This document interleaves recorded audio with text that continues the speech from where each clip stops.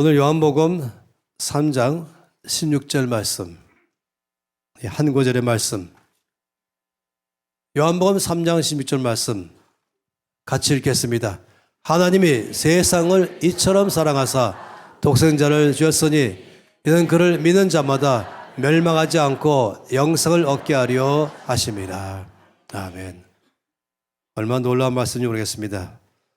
제가 저희 이 몇 사람이 이제 아프리카의 잠비아에서 왕의 제전 캠프를 마치고 이제 다시 또 남미 페루 가는 그 길에 주께서 우리 모두를 이끄셔서 이스라엘로 갔었죠. 앞으로 사역할 것을 미리 살펴보기 위해서 가졌습니다. 베들레헴에 아신 것처럼 하나님께서 우리 가운데 거기에 센터를 주신 것 큰 은혜이죠. 그러다 보니까 이 베들레헴 안에 이 목자들의 뜰이 있습니다. 또 목자들의 뜰이 있으면서 거기에 또 뜰에 기에 맞는 교회가 있습니다. 우리 몇 사람이 그 목자들의 뜰, 실제로 그 당시에 예수께서 말고 오셨을 때에 이 소식을 듣게 됐던 목자들이 살던 그곳도 살펴보도록 같이 갔죠. 그래서 제가 그냥 찍었습니다. 저를 보라고 하지 않고 찍어서 열심히 뭔가는 카톡 보시는 분이 세 분에다가 이것이 지금 목자들의 뜰로 들어가는 굴 입구입니다. 이것이 바로 굴속이입니다. 굴속에 들어가 있으면서 거기에 지금 우리 선교사님이 거기에 살고 있는 선교사님이 이 목자들의 뜰, 이 굴이 당시에 어떻게 목자들이 양을 치면서 또 쉬고 있는 것인가 하는 것을 잘 보여주고 있는 것을 설명하고 있는 아주 감격스러운 그런 장면이죠. 나오면서 제가 빛과 어둠을 좋아하니까 이제 잠깐 서시라 그러면서 이 안에서 바깥으로, 굴 안에서 바깥으로 찍은 장면입니다. 그리고는 이제 우리가 이것을 기념하면서 세우는 목자들의 뜰 기념교회를 함께 방문했습니다. 이것이 제가 오늘 잠깐 여러분에게 보여주고 싶은 사진입니다. 거기에 이 성화가 걸려 있었습니다. 이 성화가 얼마나 그림을 잘 그렸냐, 이것은 두 번째 문제입니다. 어느 그림에서 가장 중요한 것은 어떤 소재로 거기는 이 테마가 무엇이냐, 이것이 늘 중요한 것이죠. 무엇을 표현하고자 하는가 하는 것이 첫 번째로 아주 중요한 것입니다. 이것이 얼마나 중요한지 기념사진을 찍을 정도로 중요한 것입니다. 거기 쓰시라 그러면서 이 다른 것보다도 이 사진 너무 중요하기 때문에 찍으라 그러고, 또 저도 교회이면은 또 찍어달라고 했고, 또 다시 제가 또 김전 목사님을 찍었습니다. 특별하게 이 세 사람이 이 성화 앞에서, 벽화 앞에서 이 사진을 찍은 것입니다. 조금 더 이 벽화를 자세하게 살펴본다면은 이제 태어나신 예수님, 이 엄마의 품에 안겨 있는 아기 예수님, 그리고 이제 목자들이 최초로 양을 치다가 이 소식을 듣고 나서 이제 양떼들을 끌고 와서 예수께 경배하면서 환영하는 그런 장면의 모습이 이 가운데 나와 있는 것이죠. 근데 이 그림 가운데 물론 천사들이 우에서 또 기뻐하면서 찬양하고 있는 이 장면이죠. 근데 이 장면은 이때까지 봤던 모든 이 말고에 누워 계신 예수님에 대한 수많은 성화 중에서 이 그림은 독특한 그림입니다. 딴 데하고는 없는 아주 독특한 그림에서 인상 깊게 봤던 것입니다. 여러분, 이 가운데서 물론 양과 염소들도 함께 예수님을 환영하면서 바라보고, 또 당연히 물론 목자들도 와서는 바라보는 것인데, 여기에 특별하게 그린 그림이 하나 있습니다. 그건 뭐겠습니까? 바로 여기 지금 말구의 옆에 이 소가 바라보면서 아기 예수님을 바라보는 이 장면이 이 성화에 갖고 있는 독특한 점이었습니다. 이것이 굉장히 중요하죠. 이사야서 1장 3절 말씀이 이 그림을 잘 설명하고 있습니다. 이사야서 1장 3절 말씀을 본다면은 소는 그 임자를 알고 나귀는 그 주인의 구유를 알건만은 이스라엘은 알지 못하고 나의 백성은 깨닫지 못한도다 라고 말씀하셨습니다. 그러니 말씀하는 것은 소도 임자를 알고 나귀도 그 주인의 구유를 아는데, 정작 하나님의 백성들은 하나님을 알지 못하고 왕이신 하나님께서 이 땅에 오신 것을 깨닫지 못한다라는 안타까운 말씀이 바로 이사야서 1장 3절의 말씀이죠. 다시금 이 그림으로 돌아가 본다면은 이 그림이 그런 면에서 의미가 있는 것입니다. 이 소도 왕이신 예수 그리스도, 이 땅에 오신 구주를 환영하면서 벌고 있는 것입니다. 소도 그 임자를 안다. 말도 그 구유를 안다. 주인의 구유를 하면서 독특하게 짐승들까지도 우리 주께서 이 땅에 오신 것을 환영하면서 기뻐하는데 많은 사람들은 어찌 환영하며 기뻐하지 못하고 있는가. 이것이 이 말씀, 이 그림 가운데서 보여주고 있는 독특한 점인 것입니다. 저는 오늘 이 말씀 요한복음 3장 16절 말씀을 보면서 우리가 너무나 잘 알고 있는 하나님께서 세상을 이처럼 사랑하셔서 독생자를 주셨다. 독생자 그 외아들을 우리를 사랑함으로 주신 이 사랑이 이 가운데 있는 것이죠. 그래서 이 말도 또 짐승들도 이 땅에 오신 예수 그리스도를 바라보는 것처럼 또 소나 또 양이나 또 염소도 또 가장 그 당시에 하층이라고 말할 수 있는 이 목자들부터 이 왕이신 주 앞에 와서 환영하면서 경배하는 이 장면 우리가 보는 것입니다. 우리 모두가 지금 그 장소에 있다면 저와 여러분이 다 함께 그 자리에 있다고 한다면 우리는 예수 그리스도를 바라보게 되는 것이죠. 예수를 바라볼 때에 많은 것을 우리가 떠오르게 하는 것입니다. 저는 오늘 아침에 예수님을 바라볼 때에 이 성탄절을 맞이하면서 이 땅에 오신 사람으로 오신 또 아기로 오신 예수님을 바라볼 때에 우리가 무엇을 보게 되는가 하는 것입니다. 마태복음 1장 1절 말씀이 자연적으로 이 아기 예수님을 바라볼 때 제일 먼저 떠오르는 말씀입니다. 마태복음 1장 1절 말씀은 우리가 너무나 잘 알죠. 아브라함과 다윗의 자손 예수 그리스도의 계보라 라고 출발했습니다. 신약을 여는 제일 첫 번째 마태복음서에 그것도 제1장 첫머리에 예수 그리스도의 계보부터 설명합니다. 그러면서 놀랍게도 아브라함의 아들이시고 또 다윗의 아들이신 예수 그리스도, 그 다음은 2절부터 16절까지는 42명의 남자들과 5명의 여자들의 이름이 모두 47명의 이름들이 쭉 거기에 나열되어 있습니다. 오늘 새벽 기도를 드리면서 김용환 선생님에게 놀란 것은 성경 66권을 노래로 외운다는 건 뭐 다 알겠지만은 딴 것도 아니고 이 마태복음 1장에 나오는 예수님의 47명의 이름을 다 외우시더라고요. 그래서 놀랐습니다. 47명의 이름들을 아브라함으로 시작해서 이삭과 야곱으로 시작하면서 쭉 노래로 부르기 때문에 근데 비결을 보니까 그 어머니가 어릴 때부터 가르친 것이에요. 그래서 훌륭하고 참으로 놀라우신 어머니인 것을 다시 한번 오늘 새벽에 기억했습니다. 마태복음 1장 1절 말씀을 자연적으로 이 땅에 오신 아기 예수님을 바라볼 때 제일 먼저 떠오르는 것입니다. 바로 예수 그리스도의 족보를 말하면서 오늘 그런 족보를 다 보진 않겠지만 이 족보를 다 말한 다음에 1장 17절에 결론적으로 말씀을 했습니다. 마태복음 1장 17절에는 이 42명의 예수님이 이 땅에 오게 하시는 조상들의 족보를 다 말하고 또 여기에 5명의 아주 독특하고 특별한 여인들의 이름까지 언급하면서 다 끝낸 다음에 결론적으로 17절에 말씀하시기를 그런즉 모든 대수가 아브라함부터 다윗까지 14대요 다윗부터 바벨론으로 사로잡혀 갈 때까지 14대요 또 바벨론으로 사로잡혀 간 후부터 그리스도께서 이 땅에 오시는 그리스도까지가 14대다 하면서 이 42대에 대해서 전부 14대로 나누면서 3등분으로 나눴습니다. 왜 이 말씀을 했을까 하는 것이었습니다. 저는 그래서 이것을 적어봤습니다. 이 마태복음 1장 17절 말씀에서 아브라함, 다윗까지 14대, 또 다윗부터 바벨론 포로로 갈 때까지 14대, 또 바벨론 포로 가서 예수 그리스도까지 14대, 이렇게 하면서 일부러 이 예수님의 긴 놀라운 족보를 다 말씀하신 후에 이것이 바로 3등분으로 나눠서 14대씩 3등분 되어 있다 이렇게 말씀을 하는 것입니다.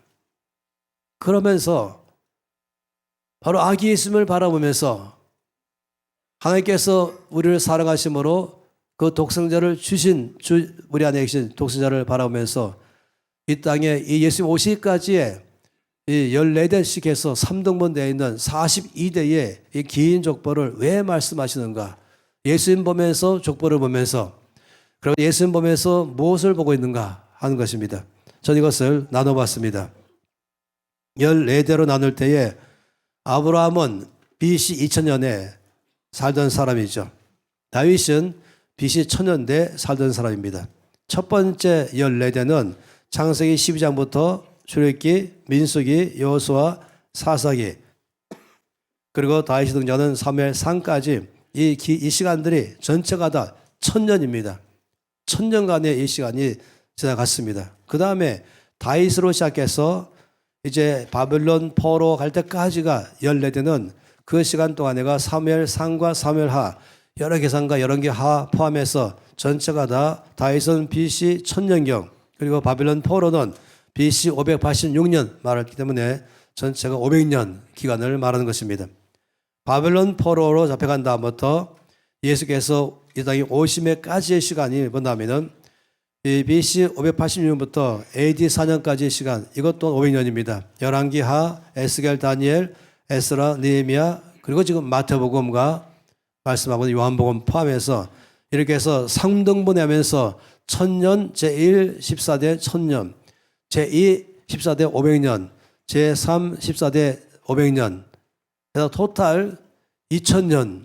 왜 이 말씀하셨을까?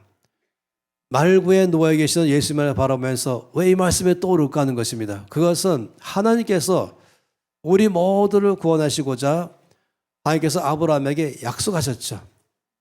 그때 약속하신 때부터가 BC 2000년 전인 것입니다.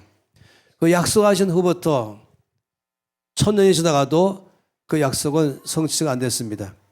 500년이 또 지나가도 성취가 안 됐습니다. 드디어 마지막 500년 지나서 전체가 다 2000년이 지나갔을 때에 하나님의 약속을 이루신 것을 바라보게 되는 것입니다. 우리 말씀을 보면서 이 도표를 보면서 예수님을 바라보면서 제일 먼저 떠오르는 것이 하나님은 얼마나 약속을 잘 지키는 분이신가. 하나님은 신실하신 분이시다. 약속하시면 반드시 지킨다. 우리가 영어로 부르는 promise keeper라고 말한 것처럼 약속을 지키시는 우리 주님 반드시 지키신다. 그래서 이것이 이와 같이 2000년의 역사를 통해서도 약속을 지키는 걸 본다면 그럼 우리는 단 하루 동안에 응답이 안 된다고 해서 단 한 주간 내 기도가 응답 안 됐다고 해서 한 달 동안 내 기도가 응답 안 됐다고 해서 1년 동안 주께서 내 기도에 응답 안 했다고 해서 혹시 3년 동안 내 기도가 아직 응답이 안 됐다. 떠오르는 10년이 지나가도 아직 내 기도는 응답이 안 됐다 그럴 때 때로는 낙심하기도 하죠.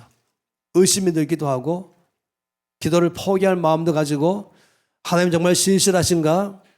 하나님 약속을 정말 지키시는가? 주 예수를 믿어라.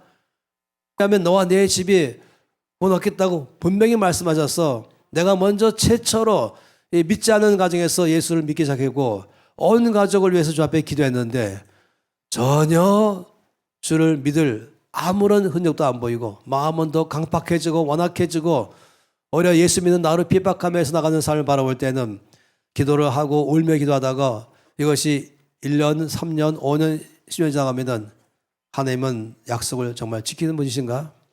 하나님 정말로 약속을 기억하고 계시는가? 하는 것입니다. 이 기간을 본다면 주님께서 우리 가운데 일하실 때 아주 천천히 일하시는 것을 볼 수 있습니다. 아주 천천히 1000년간에 가면서 예수님의 1장에 나와 있는 예수님의 42대의 족보 안에서 첫 번째의 14대 안에 보면서 이 첫 번째 14대는 더 천천히 갔던 것입니다. 다음에 14대는 500년 갔지만은 주님의 약속은 아주 천천히 우리 가운데 성취해가는 과정에 있는 것입니다. 너무 속도가 느립니다. 주님 언제 가세요? 내 기도에 응답하십니까? 너무 오래 걸립니다. 혹시 주님 약속은 잊어버리셨나요? 의심이 들게 하는 것입니다.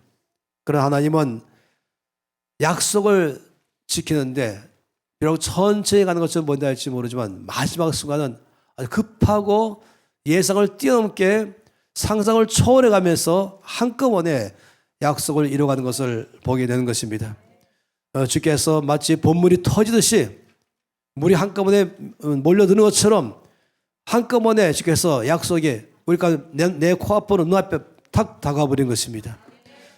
아주 천천히 속도가 너무 느려서 거의 아무런 일도 하나님이 하지 않으신 것처럼 보일 정도로 천천히 천년 동안 가시다가 점점 빨라지다가 순식간에 내 코앞에 딱 응답하신 역사를 보게 되는 것입니다. 약속을 받고 약속대로 주 앞에 기다리다가 지쳐버릴 수가 있는 것이죠. 부모님의 구원을 위해서, 자녀들의 구원을 위해서, 내 삶의 변화를 위해서, 내 성품의 변화를 위해서 우리가 기도하죠. 이 나라 위해서도 기도하고 교회 위해서도 기도하고 온 땅 위해서 기도하는데 내 기도가 정말 소용이 있을까? 내 기도가 무슨 의미가 있는가 할 정도로 아무런 의미가 없어 보이면서 전혀 조금도 안 바뀐 일들이 발생할 수가 있는 것입니다. 그런데 이 땅에 오신 말고에 놓으신 예수님을 바라본 순간에 이 마태복음 1장에 쭉 떠오르는 것이에요. 드디어 주께서 2000년 전에 약속하신 것을 드디어 오늘 우리 가운데 이루셨다는 것 감격하는 것이죠. 반드시 지키신 아버지 하나님, 절대로 잊지 않으신 아버지, 때론 잘 이해 못하지만은 그래서 끝까지 하나님께서 역사하신 걸 바라보는 게 필요한 것입니다. 저는 그런 면에서 몇 사람을 성경 가운데에서 약속을 받은 자들이 어떻게 응답했는가에 대해서 보기를 원합니다. 아브라함부터 보고 싶습니다. 아브라함은 아주 문명 국가 안에서, 문명 도시 안에서 어느 것 하나 불편함 없이 잘 살고 있었던 때에 하나님이 아브라함을 불렀습니다.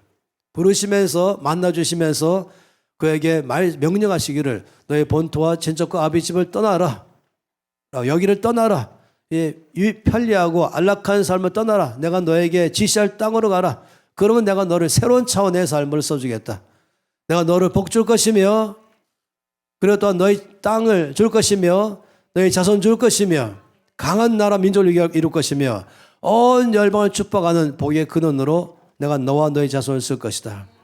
이 약속의 말씀을 받고 갈대우르에서 나올 때 그는 혼자 나오지 않고 그의 아내 사라와 또 자기의 조카 롯과 그리고 자기 아버지 데라와 함께 나왔습니다.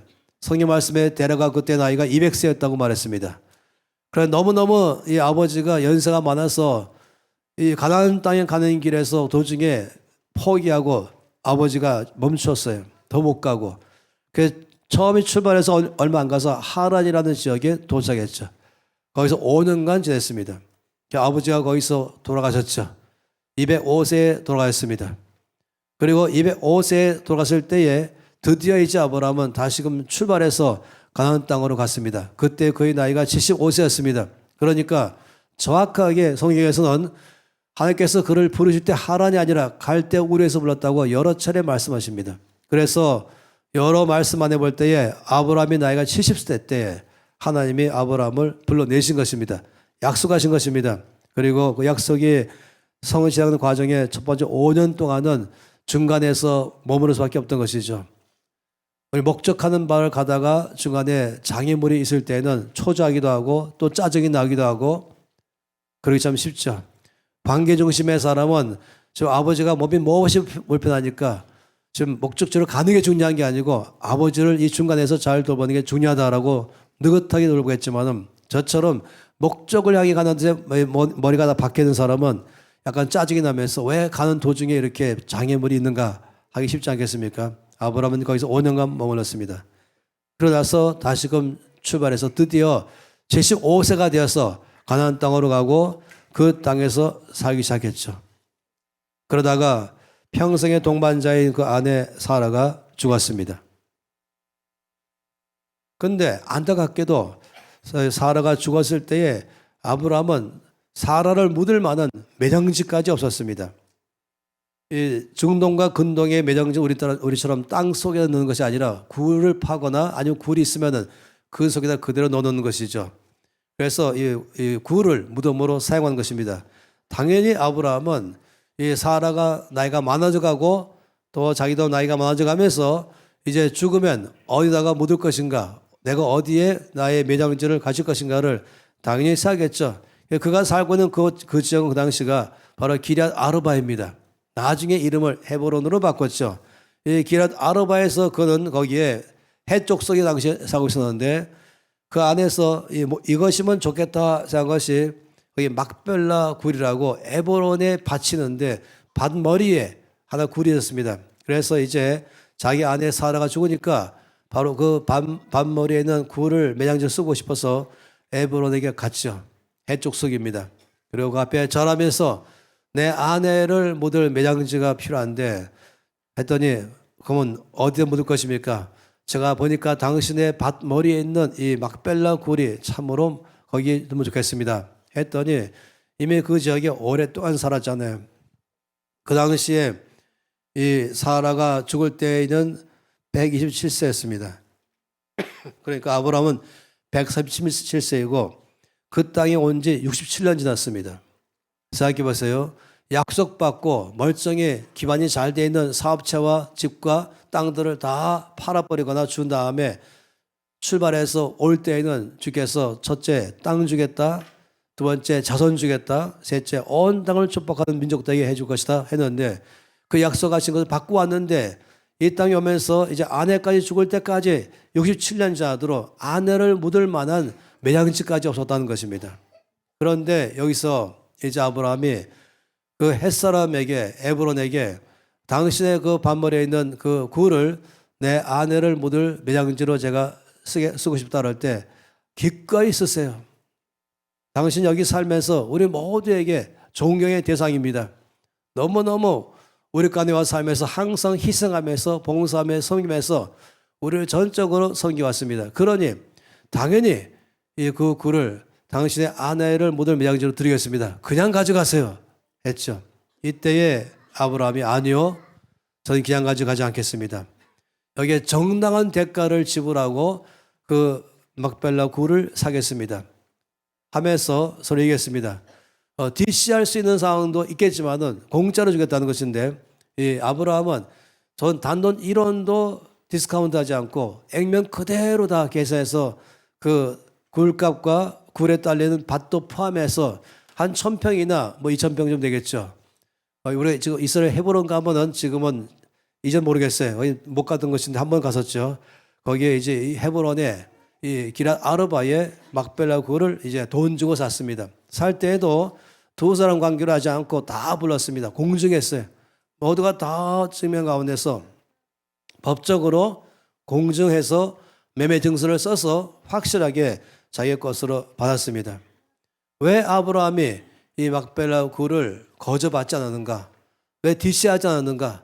왜 100% 가격을 다 주고 샀는가? 그것도 왜 모든 사람들이 다 볼 수 있도록 하면서 이 공증하면서 증서를 쓰면서 샀는가? 왜냐하면은 그것은 아브라함이 앞으로 하나님 나에게 줄 땅은 막벨라 굴이 아니고 헤브론이 아니고 가나안 땅 전체를 주겠다고 약속하신 것. 이것이 오래전에 72년 전에 약속하신 것. 세월이 흘러갔지만 하나님은 반드시 약속을 지킬 것이다. 이걸 믿었습니다. 그래서 계약금을 낸 것입니다.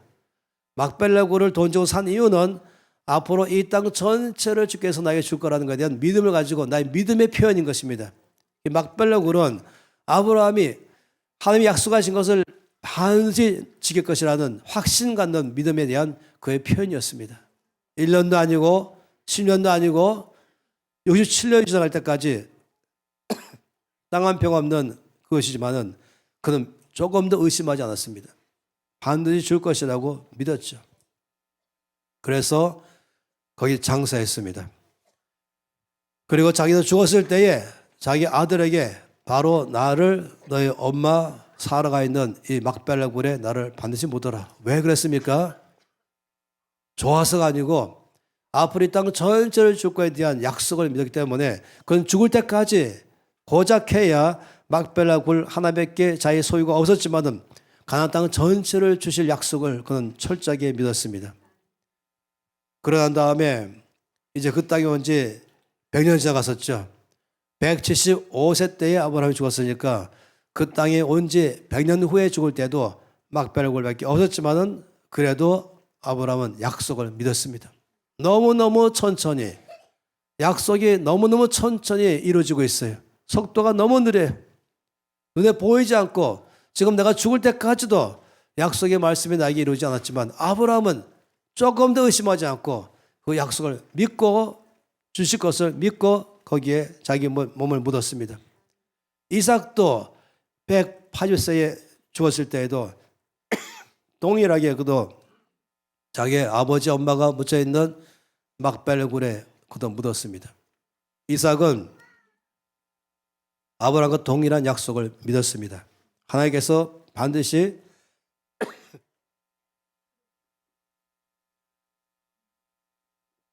약속하신 대로 줄 거라고 믿었죠. 그 아들 야곱 손자이죠. 그 아들 요셉의 덕분에 애굽으로 내려갔습니다. 거기서 살았었죠. 130세에 내려갔고 17년간 더 살았습니다. 147세에 그가 죽었습니다. 죽기 전에 아들들을 다 불렀습니다. 그리고 이렇게 말했죠.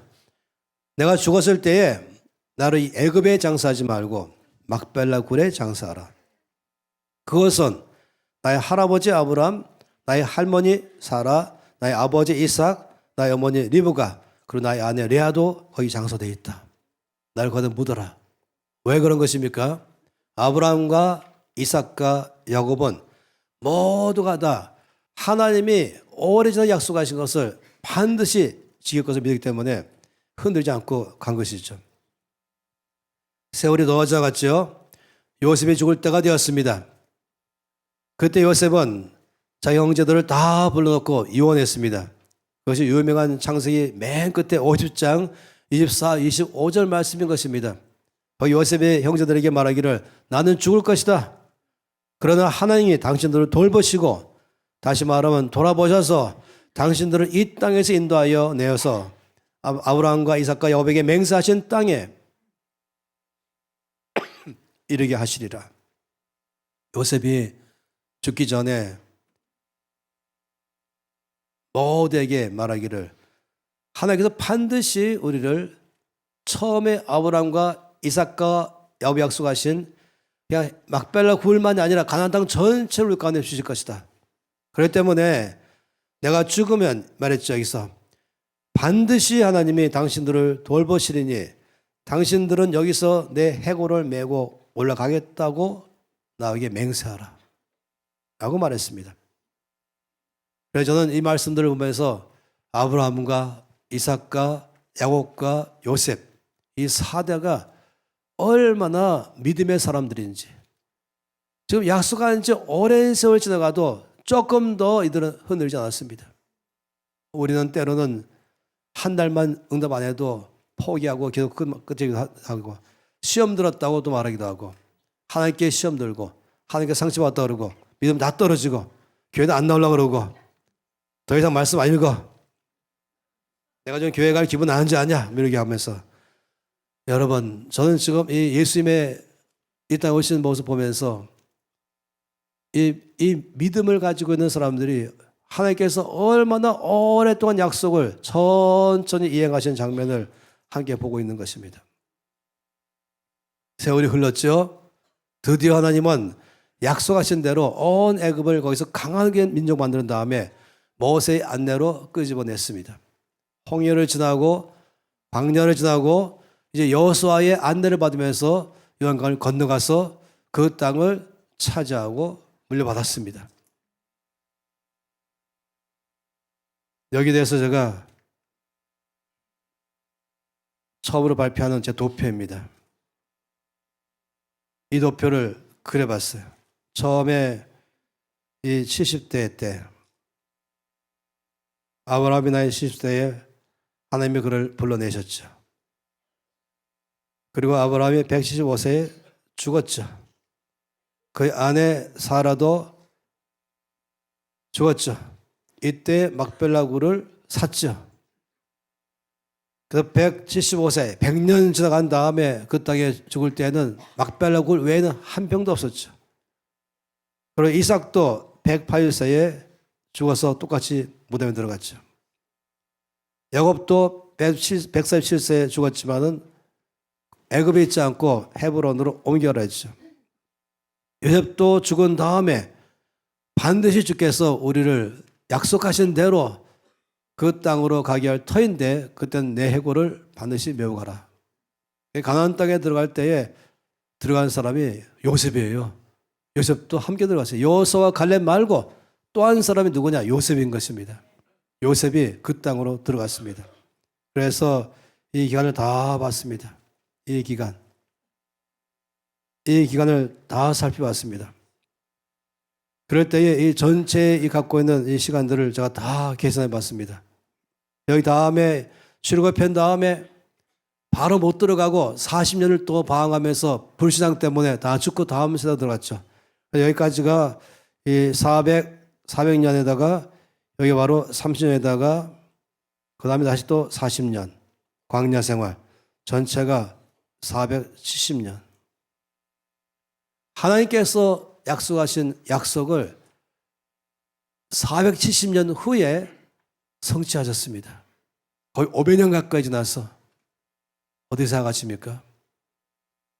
그뿐만이 아니죠. 아까 보았던 것처럼 이거는 더 심합니다.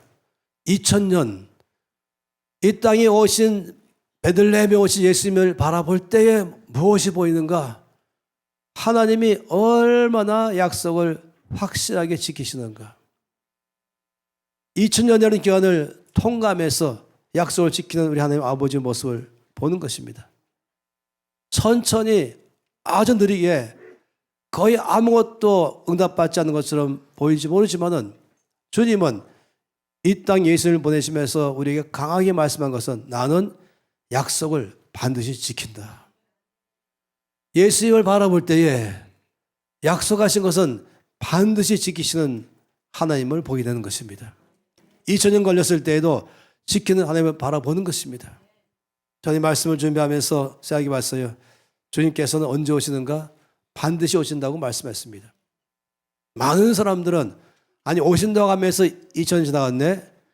여러분 이 말구에 계실 때를 보면 2000년 동안에 지나가도 그때 약속 지키시는 하나님 다시 예수님께서 오시는 것 반드시 지킬 것입니다. 그래서 예수님께서 오시기 전에 먼저 일어나는 일이 있어요. 마태복음 24장 14절 말씀 가운데 이 조국복음이 모든 민족에게 증언되기 위하여 온 세상에 전파드리니 그제야 끝이리라. 주님 재림하기 전에 우리가 지금 보는 것은 어떤 사람들은 왜 재림이 안 오시는가? 왜 예수님 다시 안 오시는가? 빨리 왔으면 좋겠다. 마라나타 아멘 주 예수여 어서 오시옵소서. 너무 귀한 마음이죠. 재림 신앙 갖고 사는 것은 이 땅에 살면서 거룩하고 깨어있고 구별된 사람으로 살기에 너무너무 좋은 것이에요. 재림 신앙 가진 사람이라면 그 믿음이 있다면 타협하지 않고 세상과 똑같지 않고 모든 유혹을 뿌리치고 모든 쾌락을 뿌리치면서 살 수 있는 근거가 바로 재림에 대한 믿음을 갖고 사는 것입니다. 그런데 주님은 그 정도로 끝나기를 원하지 않으세요. 역산에서 아나바프티스트가 있어요. 재침례파. 이들은 죄의 재림을 간절히 바라면서 이 땅에 살면 유혹받으니까 아예 사막 산속으로 들어갔어요. 거기서 집을 짓고 마을을 형성하고 학교를 만들고 병원을 세우고 빵집을 만들고 거기서 살면서 자급자족하면서 오직 한 가지 이 땅에 나가면 죄악 속에 사니까 어려우니까 우리 거룩함으로 주님 재림을 여기서 기다리다가 주님 맞이하자. 이것이 바로 재침례파가 있던 것이 너무나 귀한 일인 것이죠. 죄의 재림을 기다리는 건 너무나 좋은 것입니다. 그러나 주께서 말씀하실 때에 이 천국복음이 모든 민족에게 증언되게 하여 다시 말씀 펴보세요. 온 세상에 전파되리니 그제야 끝이리라. 주께서 이 말씀하실 때에는 반드시 올 것이다. 끝이 올 것이다. 내가 다시 올 것이다. 역사의 끝이 올 것이다. 끝없이 말씀했던 이 땅 예수님이 이 땅에 오신 것을 약속하신 주께서 2000년 만에 이루신 것처럼 가나안 땅을 주겠다고 말씀하신 걸 470년 만에 이루신 것처럼 다시 오실 주 예수님도 반드시 오실 것인데 이 말씀 보고 있으면 저에게는 여기 가로치고 주께서 하시는 말씀이 또 드리는 것입니다. 귀 있는 자는 성령이 교회들에게 하시는 말씀을 들을지어다. 이 말씀 뭘 말하고 있습니까? 주님 어서 오세요 하지만은 나의 백성들아, 내가 오기 전에 한 가지가 분명한 사인이 있는데 이 복음이 땅 끝까지 전파될 것이다. 모든 민족에게 증언되게 해서 온 세상에 전파되리니 그제야 끝이리라. 나도 빨리 오고 싶다. 나도 와서 너희와 함께 영원한 나라 속에서 살고 싶은데 그 전에 너희가 사명이 있다. 이 복음을 전파하라. 땅 끝까지 전파하라. 아직까지 나의 영광을 보지 못한 곳이 어디 있는지 살펴보고 거기까지 너희가 나 영광으로 채운다면 이것이 바로 재림을 바라는 너희의 적극적인 신앙인 것이다. 산속에 살면서 세상과 구별되게 살면서 유혹과 쾌락을 다 등지고 사는 건 너무 아름답지만은, 그러나 그것은 너무 아름답지만은 진정한 약속을 믿는 재림의 신앙은 능동적이고 긍정적이고 적극적이어서 내가 한 목숨, 한 시간, 한 에너지, 한 재물, 내 모든 열정을 다 포함해서 복음 전파를 하겠습니다. 왜냐하면 지금 재림을 바라기 때문에. 재림하기 전에 이 천국 복음이 모든 민족에게 증언되게 하여 온 세상에 전파되리니 지금 말이 그제야. 나도 빨리 오고 싶다. 근데 그제야. 이것은 우리 가운데 누가 내 마음을 알아서 내가 오기를 바란다면 복음 전파에 누가 앞장설 것인가? 어떤 사람은 재물을 보내고, 어떤 사람은 중보 기도를 보내고, 어떤 사람은 나의 몸으로 가기도 하고 하면서 일을 하는 것입니다. 이 하박국 2장 14절 말씀은 같은 말씀이죠. 이 하박국 2장 14절 말씀은 이 마태복음 말씀과 다른 차원에서 말씀하는 것이에요. 마치 이 물컵을 바라볼 때 여러 면으로 한 컵을 설명하는 것처럼 이 마태복음 28장 말씀에는 이 천국복음이 모든 민족에게 증언되게 하여 온 세상에 전파되리 그제 고치라 했지만 하박국 2장 14절 말씀 다 알지 않습니까? 띄워주세요. 하박국 2장 14절. 네. 우리가 다 아는 것처럼 물이 바다를 덮은 같이 여호와의 영광을 인정하는 것이 온 세상에 가득하리라. 주께서 이 땅에 오기 전에 먼저 일어난 사건을 다른 차원으로 말씀한 것입니다. 천국복음이 모든 민족에 증언되기 위하여 온 나라 가운데 전파되는 것도 있다면 이걸 또 다른 면으로 말할 때는 여기와 같이 말씀하기를 물이 바다를 덮은 같이 여호와의 영광을 인정하는 것이 온 세상에 가득하리라. 그러면 이것은 어디는 인정하고 어디 영광이 임하고 임하지 않고 이게 없다는 것이 물이 바다를 덮은 같이 빵꾸난 데가 없이 빈틈이 없이 NCMN이 그래서 여러분과 제가 다 합쳐서 우리가 이 마이 오케이를 땅 끝까지 레드하트를 땅 끝까지 우리가 재정 캠프를 땅 끝까지 모든 것 하면서 온 교회 성도들이 1년에 한 번 이상씩 다 참여하면서 어떤 사람 물질로 참여하고 기도로 늘 참여하며 직접 몸으로 가서 참여하면서 이번에 필리핀도 갔던 것처럼 이 모든 건 무엇입니까? 이 약속의 말씀을 성취하기 위해서 주의 재림을 기다리기 때문에 아버지 내 재물을 드리겠습니다. 내 시간 드리겠습니다. 내 몸을 드리면서 하나하나까지 여기에 이 말씀의 성취가 일어나셔서 지금 임하여 주시옵소서. 전 세계 가운데 244개 나라 가운데 빠짐없이 가 있다는 것은 바로 주의 재림을 바라는 적극적이고 능동적인 삶을 말하는 것입니다. 마태복음 28장 말씀은 또 다른 차원으로 말씀했죠. 거기 말씀 가운데서는 주께서 나와서 말씀하기를 하늘과 땅의 모든 권세를 내게 주셨으니 그러므로 너희는 가서 모든 민족을 제자로 삼으라. 이 말씀 그대로 가라. 모든 민족으로 제자를 삼으라. 이 말씀은 바로 거기에 정치계 속에 하나님의 나라의 원리 원칙이 작동하게 하라. 경제 원리가 성경적 경제 원리로 작동하게 하라. 교육의 모든 원리가 성경에서 원리를 가지고 작동하게 하라. 이게 바로 제자를 삼는 것입니다. 이게 바로 다른 면으로 여호와 영광인 것입니다. 이게 바로 이 천국 복음인 것입니다. 다 예수 믿으세요. 예수 믿을게요. 이것만이 아니라 예수 믿은 다음에 나의 삶이 바뀌고 도시가 바뀌고 지역 안에 바뀌는 체제가 일어남을 말하는 것입니다. 그래서 가서 모든 민족으로 제자를 삼으라. 여기서 우리가 말하기를 disciple the nations 그래서 nation changer, NC가 되라. 좀 제가 NC가 되겠습니다. 이 명령에 순종하겠습니다. 왜냐하면 이 말씀을 순종할 때는 재림을 바라기 때문에 저 여호와의 영광을 인정하는 것이 온 땅에 꽉 차는데 물이 바다를 덮은 같이 바로 이 말씀과 마태복음 말씀과 하박국 말씀과 또 지금 마태복음 28장 말씀 몽땅 다 동일한 의미에서 말씀을 하는 것입니다. 이 모든 게 다 이루어졌을 때에 대한 것을 미리 보여줬습니다. 요한계시록 7장 9절 10절 말씀은 이제 이렇게 재물 바치고 시간 바치고 삶을 바치가면서 헌신과 수고와 노력을 다 하면서 오직 한 가지 이 땅에서 목표가 있다면 지금 재림을 준비하기 위해서 물이 바다를 덮음같이 온 땅까지 거기 제자를 삼는 일, 여기엔 저는 몸이 못 가지만 제가 기도로 가겠습니다. 제가 열심히 사업하고 돈 벌어서 가는 사람들을 후원하겠습니다. 모두 다 함께 합쳐가지고 일을 해내는 것입니다. 이 다 끝났을 때에 다 끝나서 재림하신 다음에 모든 믿는 자가 주 앞에 모였을 때의 장면을 미리 보여줬습니다. 이것이 바로 계시록 7장 9절 10절 말씀인 것이죠. 이 일 후에 내가 보니 라고 말씀했죠. 이 일 후에 주의 재림하시고 모든 것이 끝나고 다 함께 주 앞에 믿는 자가 모였을 때에 각 나라와 족속과 백성과 방언에서 아무도 능히 셀 수 없는 큰 무리가 나와서 흰옷을 입고 손에 종려가지를 들고 하나님 보좌 앞과 어린 양 앞에 서서 큰 소리로 외치르기를 구원하심이 보좌에 앉으신 우리 하나님과 어린 양에게 있도다. 여러분 지금부터 이 노래를 연습해놔야 돼요. 그냥 가면 부를 거예요. 구원하심이. 그때는 코리안을 부르면은 저절로 주님께 들릴 것입니다. 뭐 잉글리시, 제페니스, 차이니스 자기 말로 다 불러도 다 들려요. 서로 다 들리게 된 것이에요. 그러니 지금부터 우리가 선거에서 받는 것입니다. 네 하면서 사도 요한은 완성된 세상을 보았습니다. 여기 중요한 것이 내가 보니 말할 때 중요한 것이 9절 말씀에 뭐라고 말했습니까? 저 앞에서 예배하는 무리를 보았는데 흰옷을 입고 있는데 손에 종려를 들고 보좌 앞과 어린 양 앞에 서서 예배하는데 이들은 어디서 왔는가? 14만 4천 명이라고 말하고 있으며 그건 숫자를 말한 게 아니라 상징을 말한 것이죠.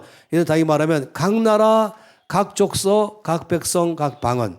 여러분 각이란 말은 244개의 나라에서 각 나라에서 왔다고 말하면 243개 나라 온 것을 말하지 않은 것입니다. 244개 나라 다 와야 각인 것입니다. every country라고 말할 때는 every는 그냥 most 대부분이 왔던 것이 아니라 반드시 다 왔다. every language 전 세계에 있는 이 8,000개 언어 가운데서 주께서 코리안 이럴 때 우리 한국말로 구원하심이 부르기 시작하는데 아니 코리안 아직 안 왔습니다. 그러면 여러분 절대 그런 일 없다는 것입니다. 사도 요한은 미리 보고 우리 가운데 다 보여주고 이 말씀 속에 뭐가 있는지 아십니까? 이 말씀 속에는 바로 이번에 필리핀 갔다 온 사람의 수고가 포함되어 있고 잠비아 가던 게 포함되어 있고 인도 나갈랜드 인도 북부 지방이 히말라야산 아래 가는 것, 저 남미 가는 것, 아프리카 가는 것, 가본 가는 것, 이디오피아 가는 것, 아르헨티나 가는 것 다 포함해서 왜 가는 것이고 왜 못 가면은 재물을 보내고 아니면 내가 기도하는 것입니까? 이 말씀의 성취가 속히 이루어져서 주님의 재림을 예비하는 것입니다. 우리 모두는 예수님의 이 땅에 오심을 바라보면서 약속하신 주님, 반드시 지키신 주님, 2000년 동안의 약속을 지켜서 드디어 2000년 후에 약속을 지킨 것입니다. 제 칠판을 본다면 이제 우리는 작게는 개인의 기도가 있죠.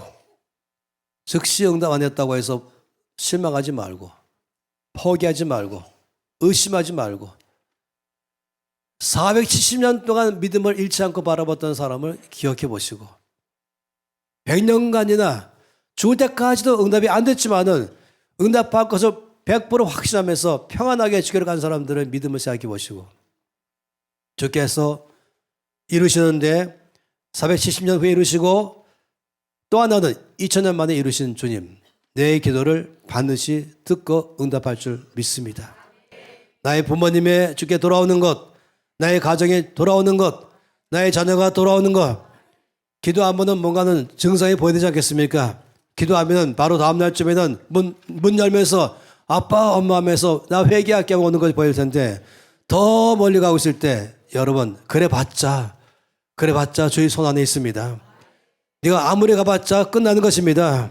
한마디 말하면 너는 포위되었다. 빨리 항복하라 이것이에요. 빨리 항복하는 게 더 낫다 말하는 것이 반드시 응답할 것입니다. 그 마음을 부드럽게 하시면서 응답되어서 모든 가족이 주께로 나올 줄 믿습니다. 우리 기도하는 거 응답할 줄 믿습니다. 포기하지 마세요. 건물 짓는 것처럼 처음에는 땅 속에서만 대부분의 시간 보내니까 언제 건물이 지어질까? 약속한 기간은 지금 언제라고 말했는데 이제 반 지나가도 땅 위로 나온 것이 없네. 약속 안 지키는 거 아닐까? 아니죠. 땅속에서 다 끝나면 어느 순간 쑥 나오더니 하루만에 뚝뚝뚝 올라가기 시작하는 것이에요. 이것이 바로 약속입니다. 깊이 느린 것처럼 보여도 주께서 이뤄가고 계신 것입니다. 작업하고 계신 것입니다. 그리고 한순간에 성큼 전혀 예상 못한 시간에 벌써 이미 응답되는 걸 보게 되는 것입니다. 마치 이 공산권이 무너지기를 기도를 매일 하고 매일 할 때마다 지도에는 빨간 색깔이 더 퍼져가는 것이에요. 아니 기도하면 줄어들어야 되는데 안 믿는 사람은 조롱하죠. 제가 중학교 때 조롱받았어요. 너희 하나님이 지금 어디 계시냐? 왜 공산주의는 더 퍼지고 있느냐? 가장 공산주의가 아주 하이라이트 올라갈 때가 1980년대였어요. 그런데 한순간에 그냥 눈 깜짝할 순간에 87년도에 베를린 장벽이 무너져버리고 90년에 이 소련 서기장이 나와서는 우리는 앞으로 공산주의를 더 이상 하지 않겠습니다. 소련은 오늘 망했습니다. 문 닫습니다. 다 꿈꾸는 같은 것이에요. 갑자기 코앞에 닥친 것입니다. 인내가 필요하죠. 믿음이 필요한 것입니다. 히브리서 10장 36절부터 39절 말씀에 너희에게 인내가 필요하다. 너희가 하나님의 뜻을 행한 후에 약속하신 것을 받기 위해서는 인내가 필요하다. 잠시 잠깐 후에 오실 이가 오시리니 지체하지 아니하시리라. 우리가 보기에는 너무 느리고 혹시 잃어버리지 않으셨는지 모르지만 지체하지 않으신다고 말씀했습니다. 우리가 말고에 놓이신 우리 예수님을 바라보면서 이 말씀을 떠올리는 것입니다. 나의 의인은 믿음으로 말미암아 살리라. 뒤로 물러가면 내 마음이 그를 기뻐하지 아니하리라. 뒤로 물러가지 말아라. 우리는 뒤로 물러가 멸망할 자가 아니요 오직 영혼을 구원하며 이르는 믿음을 가진 자니라. 포기하지 마세요. 주저앉지 마세요. 뒤로 물러가지 마세요. 내 믿음을 갖고 붙잡고 더 주 앞에 강하게 나가십시오. 이 믿음의 선배들을 바라보면서 이렇게 이들이 끝까지 믿음으로 오래 참으면서 반드시 그 믿음 따위 가운데 이루신 그 하나님 우리의 삶에 역사할 줄 믿습니다. 히브리서 6장 12절에서 15절 말씀에 동일하게 또 말씀했죠. 게으르지 아니하고 믿음과 오래 참음으로 말미암아 약속들을 기업으로 받는 자들 본받는 자 되게 하려는 것이라. 약속들인 것이에요. 여러 약속들, 나의 개인에게 하신 약속, 나의 자녀에게 하신 약속, 나의 부모에게 하신 약속, 내 형제에게 하신 약속, 작게는 우리 대덕교회에 하신 약속, 조금 더 작게는 대덕단지가 예수 마을로 돌아온 약속, 이 땅 대한민국을 코리아 포더 월드로 장차 전 세계를 섬겨서 저의 제 이름을 예배하는 코리아로 이 나라를 써주시옵소서. 그러려면 정치계가 의의 나라가 되어야 되겠습니다. 여기 경제가 활성화되어야 되겠습니다. 교회가 부흥해야 되겠습니다. 그런데 눈 떠서 보고 TV를 기울이고 들려온 소식 본다면 낙심할 만한 일이 생기는 것이죠. 이러다 혹시 나라가 망하는 건 아닌가? 혹시 코리아 포더 월드는커녕 아니 문 닫는 것은 아닌가? 이럴 정도로 보일 때마다 그때 머리 말씀을 기억하시면서 게으르지 아니하고 믿음과 오래 참으로 말미암아 약속을 기업으로 받는 자들을 본받으라. 하나님이 아브라함에 약속하실 때에 가르쳐 맹세할 자가 하나님보다 더 큰 이가 없으므로 하나님 자신을 가리켜 맹세하기를 내가 반드시 너에게 복주고 복주며 너를 번성하게 하고 번성하게 하리라 하셨더니 그가 이같이 오래 참아 470년 후에 약속을 받았다. 여러분 모두가 다 주 앞에서 소망으로 오래 참으로 믿음이 약해지지 아니하고 믿음을 견고하게 하면서 더 힘있게 주 앞에 나가면서 내 손에 힘을 빼지 말고 내 손을 늘어뜨리지 말고 더 힘있게 기도하며 더 힘있게 찬양하며 더 기쁜 마음으로 섬기길 바라는 것입니다. 주님은 신실하십니다. 약속을 반드시 지키십니다. 우리가 말고에 놓으신 예수님 바라보면서 이 어마어마한 이 집회나 사건처럼 2000년 안에 이루신 주님 천천히 가는 것이 보이지만 어느 한 순간 순식간에 응답하신 주님 그 하나님이 나의 하나님이십니다. 예수님 바라보니까 하나님의 약속에 얼마나 신실한지를 우리가 보게 되는 것입니다. 그러니 여러분 아무도 실망하지 마십시오. 아무도 포기하지 마십시오. 아무도 시험 들지 마십시오. 아무도 기도를 가다 중단하지 마십시오.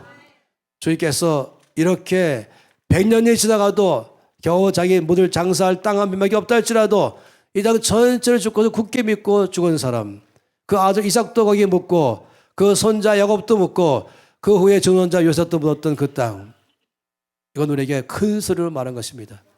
이 헤브론, 막벨라 굴, 기르 아르바에 우리가 다 함께 또 가고 싶어요. 가면은 하나님 큰 소리를 말씀 아니 큰 하나님이 아니라 거기 있는 잠자는 사람들 아브라함과 이삭과 야곱과 요셉과 모든 사람들이 우리에게 강하게 말하기를 우리 하나님은 신실하시다. 반드시 약속을 지키실 것이다. 천천히 거의 뭔가 변화도 없어 보일지 모르지만 끝까지 오래 참아서 믿음으로 살면 주께서 응답하실 것을 반드시 보게 될 것이다. 우리의 교회를 더 부흥시킬 것을 믿습니다. 이곳에 예수 마을로 될 걸 믿음으로 바라보는 것입니다. 이 나라 대한민국 교회가 부흥하게 될 것이며 이 나라가 의로운 나라가 되어서 경제적으로 안정된 나라에서 전 세계 가운데 저 힘으로 남을 지배하는 그런 나라가 아니라 저걸 섬기면서 돌보면서 코리아 포더 월드로 이 나라를 쓰면서 주의 재림을 예배할 줄로 믿습니다. 다 손 높이 드립시다. 주 앞에 고백하면서 오늘 아기 예수님을 오신 것을 바라볼 때에 오늘 우리의 시선은 이와 같이 2000년간 약속을 지키신 그 놀라운 아버지의 약속을 감격하면서 벅차오르면서 아버지 감사합니다. 찬양합니다. 약속을 지키셨군요. 이루셨군요. 나도 약속을 믿으면서 믿음으로 살아내겠습니다. 내 손이 늘어뜨리지 않겠습니다. 믿음이 약해지지 않겠습니다. 실망하지 않겠습니다. 의심하지 않겠습니다. 포기하지 않겠습니다. 더 기다림으로 전심으로 주 앞에 약속에 신실하신 아버지 You are the promise keeper이십니다. 다 함께 주여 외치면서 통성으로 우리 믿음의 고백을 주 앞에 드리겠습니다. 주여